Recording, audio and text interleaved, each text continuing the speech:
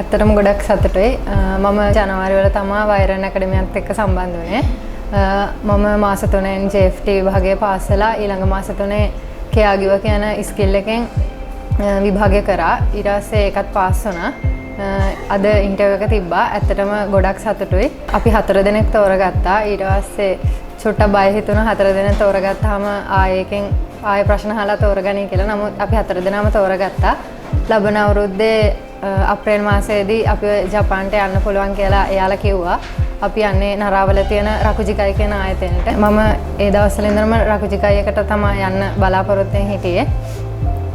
වෛරන් ඇකඩමියේ තව 3 දෙනෙක් ඒ ආයතනයේ වැඩ කරනවා කියලා දැනගන්න ලැබුණා.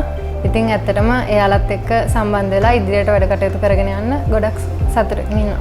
ඉතින් වෛරන් ඇකඩමියකට ගොඩක් ස්තුතිවන්ත වෙනවා.